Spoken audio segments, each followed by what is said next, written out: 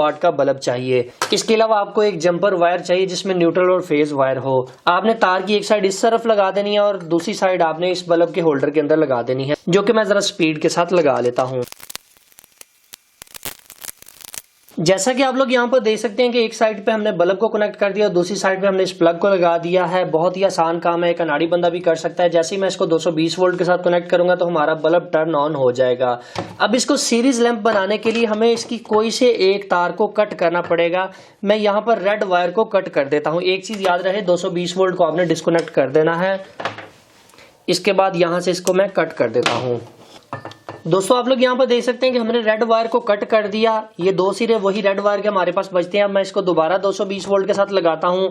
जैसे ही मैं इन तारों को जोड़ूंगा सर्किट का पाथ कंप्लीट होगा और हमारा बल्ब टर्न ऑन हो जाएगा। अब यहाँ पर मैं इस एलईडी बल्ब को अगर चेक करना चाहता हूँ तो मैं इन दोनों वायर्स को इस होल्डर के साथ या इसकी जो E27 फिटिंग है उसके साथ लगाऊंगा तो आप लोग यहाँ पर देख सकते हैं कि हमारा बल्ब टर्न ऑन हो चुका है। अगर आप यहाँ पर एलिगेटर क्लिप्स लगा लेते हैं तो वो सबसे बेहतर है। एक चीज याद रखनी है कि आपने यहाँ पर अपना हाथ नहीं लगाना, क्योंकि यहाँ पर 220 वोल्ट आ रहे हैं और आपने लकड़ी की चेयर के ऊपर बैठ जाना है ताकि आपको इलेक्ट्रिक शॉक ना लगे। तो दोस्तों इस तरह से आप अपने किसी भी बल्ब की टेस्टिंग कर सकते हैं, किसी भी तार की चेकिंग कर सकते हैं कि आया वो ठीक है कि नहीं। ये सबसे आसान और सबसे सस्ता तरीका है सीरीज बोर्ड बनाने का। अब बात करते हैं जरा प्रोफेशनल तरीके की, वो आप आगे मुलाहिजा करें। दोस्तों यहाँ पर सीरीज बोर्ड को बनाने के लिए आपको जिन जिन चीजों की जरूरत होगी वो आपके बिल्कुल सामने है। सबसे पहले आपको एक फिटिंग चाहिए। आप अपनी मर्जी के मुताबिक कम या ज्यादा सॉकेट्स वाली को भी ले सकते हैं। इसके अलावा मैं यहाँ पर एक अदद बटन इस्तेमाल करूंगा ताकि इस पूरे बोर्ड को ऑन ऑफ कर सकूं। एक अदद बल्ब लगाने के लिए यहाँ पर E27 वाला होल्डर इस्तेमाल करूंगा। 2 अदद हम सॉकेट यहाँ पर इसलिए इस्तेमाल कर रहे हैं, एक सीरीज के लिए इस्तेमाल होगी और एक डायरेक्ट के लिए इस्तेमाल होगी। इसके अलावा दोस्तों यहाँ पर हमारे पास 200 वाट का लैंप होना जरूरी है जो कि E27 फिटिंग में आता है। इसके अलावा हम यहाँ पर केबल के लिए पावर कॉर्ड का इस्तेमाल करें जो कि कंप्यूटर के साथ कनेक्ट होती है। दोस्तों यहाँ पर पावर कार्ड को इस्तेमाल करने का मकसद ये है कि ये प्योर कॉपर होती है और इसमें जो करंट कैरिंग कैपेसिटी होती है इसकी वो बहुत अच्छी होती है। अलबत्ता आप यहाँ पर अगर वायर इस्तेमाल कर रहे हैं तो 729 की भी इस्तेमाल कर सकते हैं, आप 329 भी इस्तेमाल कर सकते हैं, मगर मैं ये रिकमेंड करूंगा कि इसे इस्तेमाल करें, सारी जिंदगी आपका बोर्ड खराब नहीं होगा। इसके अलावा बटन और सॉकेट की वायरिंग करने के लिए मैं यहाँ पर 729 की तार का इस्तेमाल करूंगा। दोस्तों यहाँ पर सबसे पहले मैं इस बोर्ड को ओपन करके इन सभी सॉकेट्स को यहाँ पर लगा देता हूँ, फिर डिटेल के साथ आप दोस्तों को बताता हूँ कि आपने इसके कनेक्शंस को कैसे करना है।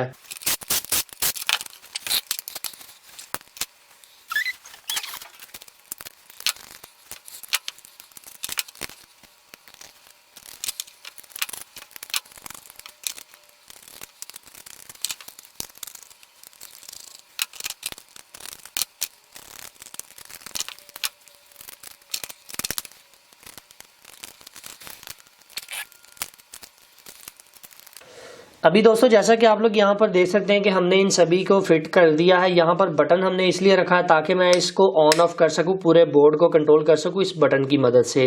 इसके आगे मैंने 2 सॉकेट्स लगाई हैं और एक बल्ब लगाने के लिए होल्डर लगाया है। अब यहाँ पर ये जो सॉकेट मैंने लगाई है ये इसलिए लगाई है ताकि इसे मैं डायरेक्ट रख सकूँ कि डायरेक्ट कोई भी चीज़ लगाऊँ तो इसके ऊपर चले। और ये जो आगे वाली सॉकेट है इसको हम इस बल्ब के साथ सीरीज में कनेक्ट करेंगे ताकि हम इस सीरीज बोर्ड का जो प्रोसेस है वो कंप्लीट कर सकें। तो अभी बारी आ जाती है इसकी वायरिंग की। तो वायरिंग बहुत ही आसान है, सिर्फ आपको इसके लॉजिक को समझना है। तो यहाँ पर समझने वाली चीज ये है कि आपको न्यूट्रल और फेज का पता होना चाहिए। जो फेज होता है वो बटन के थ्रू कंट्रोल होता है, जबकि न्यूट्रल आप डायरेक्टली अपनी सॉकेट्स और बल्ब को देते हैं। अभी सबसे पहले मैं आसान सा तरीका आप दोस्तों को बताता हूं कि कैसे आपने इसको असेंबल करना है। जैसा कि आप लोगों ने देखा कि हमने यहाँ पर एक बटन, 2 सॉकेट और एक होल्डर लगाया। मैं इस सॉकेट को डायरेक्ट करना चाहता हूं तो इसकी न्यूट्रल और बल्ब की न्यूट्रल को मैं आपस में कॉमन कर दूंगा। ये सॉकेट चूंकि सीरीज में आएगी इसको हम अभी छोड़ देते हैं। सबसे पहले मैं न्यूट्रल को कॉमन कर लेता हूं ताकि हमारा न्यूट्रल वाला जो प्रोसेस है वो खत्म हो सके। मैं क्या करूंगा, एक ब्लैक वायर 729 की वायर को यहाँ से थोड़ा सा छीन लेता हूँ और यहाँ पर मैं इस वाली जो सॉकेट को मैं डायरेक्ट करना चाहता हूँ मैं उसके साथ लगा दूंगा। आप यहाँ पर चाहें तो अपनी मर्जी से इसका इंतखाब कर सकते हैं कि आपने कौन सी सॉकेट को सीरीज या डायरेक्ट करना है।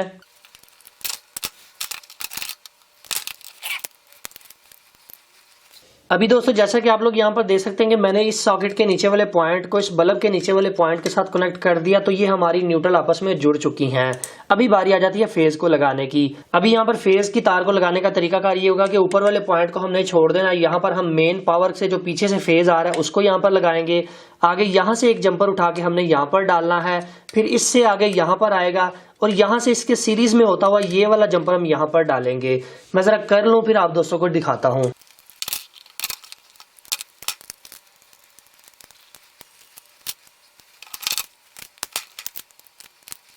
अभी दोस्तों जैसा कि आप लोग यहाँ पर देख सकते हैं कि इसकी वायरिंग का जो प्रोसेस है वो तो कंप्लीट हो चुका है। अभी हम इसकी मेन तार को इसके साथ लगाकर आप दोस्तों को समझा देते हैं कि ये किस तरह से काम करेगा, इसका लॉजिक क्या है। तो उसके लिए मैं यहाँ पर पावर कार्ड का इस्तेमाल कर रहा हूँ जो कि तकरीबन 2 मीटर की है। तो जनाब हम इस पावर कार्ड को थोड़ा सा यहाँ से रखकर काट लेते हैं ताकि आगे वाला हिस्सा भी जाया ना हो, वो हमारे किसी और काम आ जाए। अभी यहाँ पर मैं पावर कार्ड की वायर को आराम से छील लेता हूँ।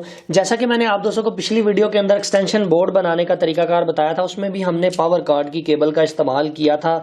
बहुत सारे दोस्तों ने इस वीडियो को लाइक किया। उसके बाद आप दोस्तों ने काफी ज्यादा डिमांड की कि सीरीज बोर्ड बनाने का तरीकाकार भी बताएं। अगर आप उस वीडियो को देखना चाहते हैं तो ऊपर आई बटन में उस वीडियो को डाल दूंगा, आप उसके ऊपर क्लिक करके उस वीडियो को भी देख सकते हैं। अभी दोस्तों आप लोग यहाँ पर देख सकते हैं कि इसमें टोटल 3 वायर्स हैं। हमने इसमें से 2 इस्तेमाल करनी है, 1 को छोड़ देना है।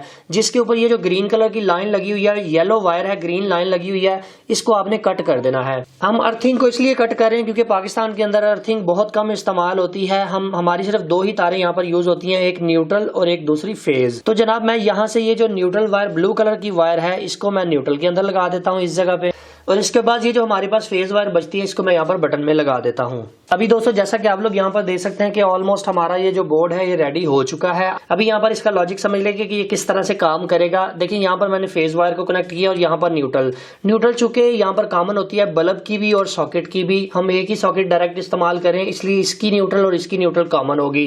न्यूट्रल को आप अभी भूल जाएं। अभी बारी आ जाती है फेज की। फेज वायर पीछे से यहाँ से फेज आएगा, यहाँ पर कनेक्ट होगा। दोस्तों जब हम प्लग को 220 वोल्ट के साथ लगाएंगे तो यहाँ पर फेज आएगा। बटन को हम नीचे करेंगे तो फेज करंट यहाँ से होती हुई सीधा इस सॉकेट के अंदर आ जाएगी। अब इस सॉकेट के अंदर ऑलरेडी मैंने न्यूट्रल को कनेक्ट किया हुआ है तो न्यूट्रल यहाँ से मिल जाएगी, फेज यहाँ से मिल जाएगी और ये हमारी सॉकेट एनर्जाइज हो जाएगी। यहाँ से किसी भी चीज को हम डायरेक्टली चला सकेंगे। इसके बाद ये यहीं से फेज होता हुआ इस सॉकेट के अंदर आएगा और यहां से घूमकर इस सॉकेट के अंदर से होकर इस बल्ब में आ जाएगा। अब ये जो वाली सॉकेट है ना, ये वाली सीरीज में आ जाएगी, इस बल्ब के सीरीज में आ जाएगी, इसलिए हम इस बोर्ड को सीरीज बोर्ड कहते हैं। अभी मैं जरा प्रैक्टिकली आप दोस्तों को दिखाता हूं कि कैसे ये काम करती है। अगर उससे पहले हम जरा इस बोर्ड को फिट कर लेते हैं। यहाँ पर एक गिरा जरूर लगा लें, यानी कि इसे बांध जरूर लें ताकि ये खींच लगने की वजह से आपकी ये जो वायर है ये टूटे ना।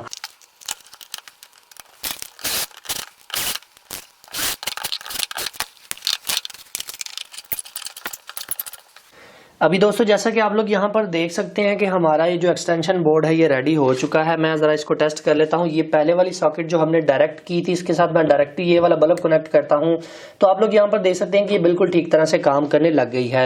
ये वाली सॉकेट बिल्कुल ओके है।